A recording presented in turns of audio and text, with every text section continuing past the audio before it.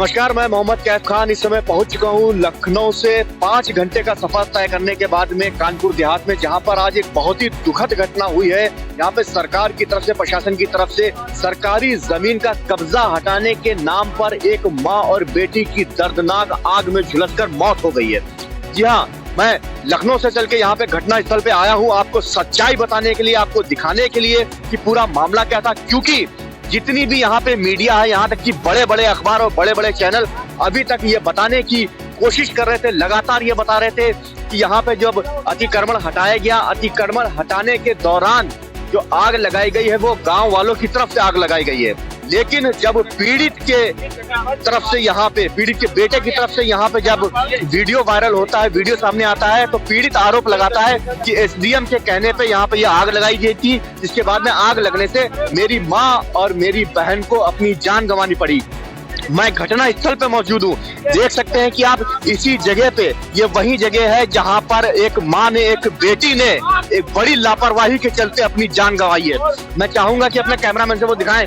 ये वो डीजल है जो यहाँ पे रखा हुआ था। यहाँ पे डीजल फैलने के कारण यहाँ पे झोपड़ी में आग लगती है। आग लगाई, आग तेज विकराल रूप ले लेती है इस डीजल से, और एक माँ और एक बेटी अपनी जान यहाँ पे गंवा देती है। मैं चाहूंगा अपने कैमरामैन से कि वो दिखाएं कि ये वो जगह है जहाँ पे मैं खड़ा हूँ, ये वो जगह है।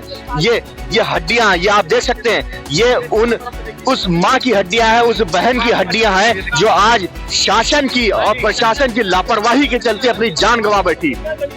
ये एक छोटी खबर नहीं है, बहुत बड़ी खबर है। लेकिन भारत की मीडिया, भारत की प्रिंट मीडिया और इलेक्ट्रॉनिक मीडिया इसको ये बताने की कोशिश कर रही है कि शासन प्रशासन की लापरवाही नहीं, ये गांव वालों की तरफ से आग लगाई गई है, जिसके चलते आज एक माँ और बेटी को अपनी जान गंवानी पड़ी। बहुत बड़ी लापरवाही देखने को मिल रही है। यहाँ पे स्थानीय लोग भी हैं यहाँ पे जो सबूत दे रहे हैं, जो साक्ष्य दे रहे हैं, जो बोलने के लिए तैयार है कि शासन की लापरवाही के चलते ये बहुत बड़ी घटना कानपुर देहात में हुई है। जिसको कवर करने के लिए न्यूज एडिशन लखनऊ से 5 घंटे का सफर तय करने के बाद यहाँ पे पहुंचा है।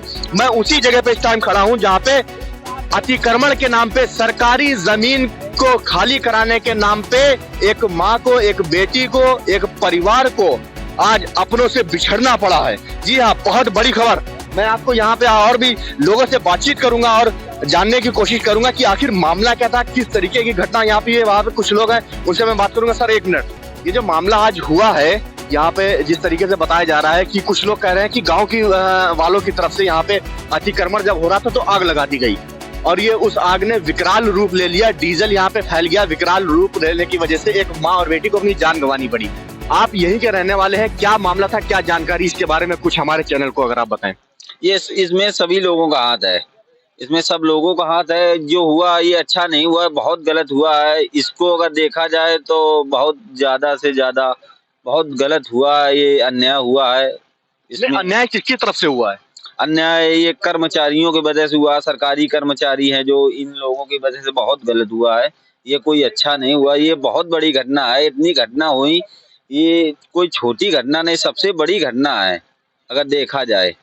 नहीं, यहाँ पे जो आग लगने का कारण बताया जा रहा है, सबसे पहले ये स्पष्ट करना, क्योंकि भारत की जो मीडिया है वो अभी तक ये बताने की कोशिश कर रही है कि शासन के, प्रशासन के किसी भी कर्मचारी की तरफ से ये इस घटना को अंजाम नहीं दिया गया है, ना आग लगाई गई है, ये आग अपने आप लगाई गई है गांव वालों की तरफ से। तो इस पे आपका क्या स्पष्टीकरण है? आप यहाँ पे मौजूद है, आपने क्या देखा? आग जो है, एक ये बात है, जब बुलडोजर आया और ये मकान, एक मंदिर जो शंकर जी का, और जो हैंड पाइप का जो पानी की व्यवस्था थी वो पहले तोड़ दी गई। अच्छा, यहाँ पे मंदिर भी था, उसको भी तोड़ा गया है। मंदिर तोड़ा गया, मंदिर के ऊपर बुलडोजर चला है। मंदिर के ऊपर बुलडोजर चला, खुद एसडीएम साहब मौके पे थे, मंदिर के ऊपर बुलडोजर चलवाया, नल तोड़ा गया। उसके बाद पूरा परिवार एक झोपड़ी के अंदर था। तो मंदिर के ऊपर बुलडोजर यहाँ पे चल रहा था तो एसडीएम साहब की तरफ से या किसी भी अधिकारी की तरफ से उसको रोका गया, मना करा गया? नहीं रोका गया, उनको तो केवल भैया तोड़ने के पैसे मिले थे, उसको तो तोड़ने के पैसे मिले थे। पूरा परिवार बंगले के अंदर था।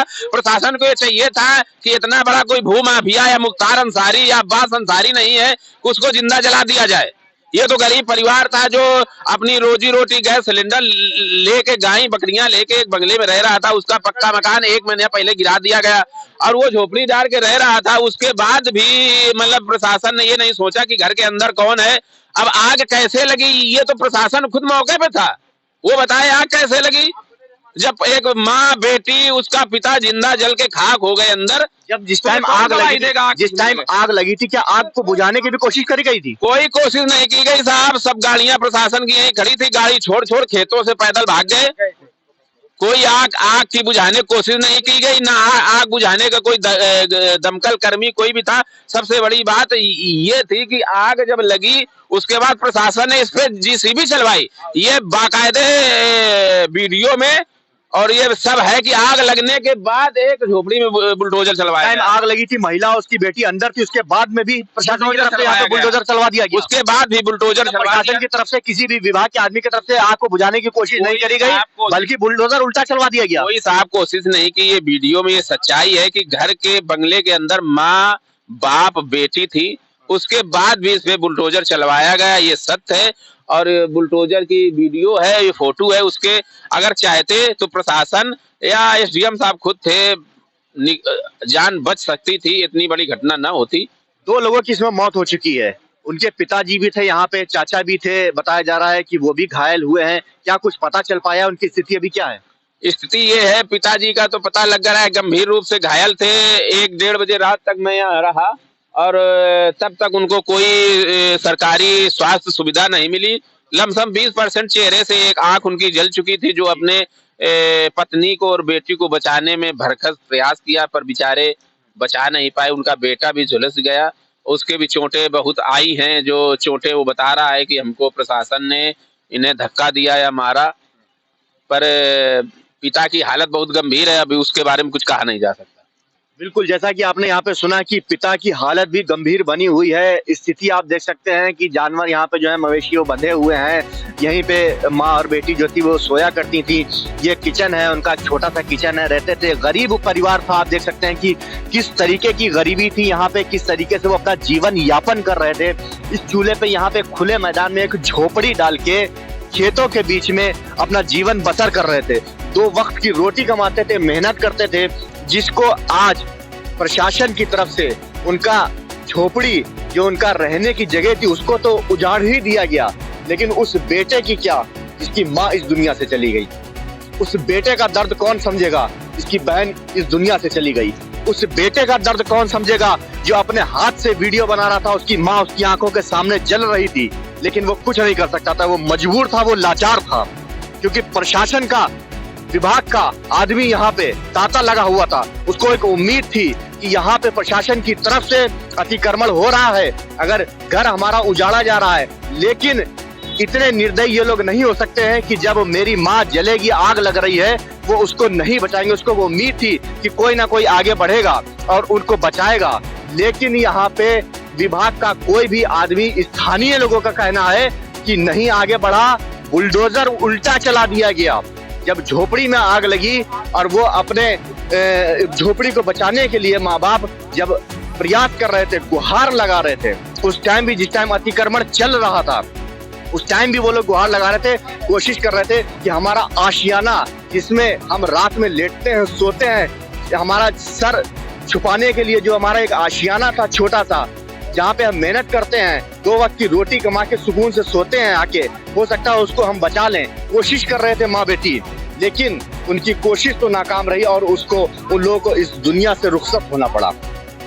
बहुत ही दर्दनाक और बहुत ही अफसोस वाकया ये कानपुर का, जिसे जो भी सुन रहा है, सोशल मीडिया पे लगातार वीडियो वायरल हो रहे हैं, ऐसे वीडियो जो मैं आपको दिखा भी नहीं सकता हूँ। आप अगर उन वीडियो को देखेंगे तो आपका कलेजा फट जाएगा। एक बेटा जो रो रो के कह रहा है कि मेरी माँ डीएम के पास गई थी इससे पहले, यहाँ पे जब 10-12 दिन पहले बुलडोजर आया, बताया गया यहाँ पे अतिक्रमण हुआ कि आपका मकान तोड़ दिया जाएगा। उसके बाद में हमने प्रशासन के विभागीय लोगों के चक्कर लगाए, डीएम के पास गए, हम लोगों ने हाथ जोड़े, विनती करे कि हमारा आशियाना बच जाए, हमारे आशियाने को ना तोड़ा जाए, क्योंकि हमारे सर छुपाने के लिए हमारे पास जो कुछ है बस यही है, इसके अलावा कुछ नहीं है। इसकी विनती करी, गुहार लगाई, लेकिन विभाग के किसी भी आदमी ने, डीएम ने, यहाँ के जो कानपुर देहात की डीएम है, उन्होंने उनकी बात को नहीं सुनी, उनकी विनती को नहीं सुना और यहाँ पे आके बुलडोजर चला दिया, जिसका खामियाजा भुगतना पड़ा एक परिवार को कि अपनी माँ को और अपनी बेटी को, अपनी बहन को अपनी आंखों के सामने जलते हुए देखा। फिलहाल बेटे के पिता हैं, उनकी हालत नाजुक बनी हुई है, वो अस्पताल में भर्ती है, उनका इलाज चल रहा है। सरकार की तरफ से कार्रवाई की गई है। बुलडोजर जिसने चलाया, जिसने अतिक्रमण करा, उसकी बुलडोजर की जो चालक था, बुलडोजर के चालक को गिरफ्तार कर लिया गया है। साथ ही साथ में 40 लोगों के ऊपर मुकदमा भी कर दिया गया है। एसएचओ के ऊपर भी मुकदमा हुआ है। कार्रवाई लगातार हो रही है। आने वाले वक्त में एक ये जांच का विषय है कि आने वाले वक्त में जो एसडीएम थे और जिस तरीके से यहाँ पे कार्रवाई की गई है, उन लोगों के खिलाफ क्या सख्त कदम मुख्यमंत्री योगी आदित्यनाथ जी की तरफ से उठाए जाएंगे, जिनका आदेश था कि किसी भी गरीब की झोपड़ी नहीं हटाई जाएगी। अगर अतिक्रमण होता है तो उन भू माफियाओं के खिलाफ होगा जिन्होंने अवैध कब्जा कर रखा है। शहरों में, गांव में उनके खिलाफ कार्रवाई होगी। लेकिन उसके बावजूद भी किसी के विभाग के किसी भी अधिकारी के ऊपर, कान के ऊपर जून नहीं लगी और एक बड़ा मामला सामने देखने को मिला। फिलहाल आने वाले वक्त में किस तरीके की कार्रवाई और होती है, ये तो एक बड़ा विषय है।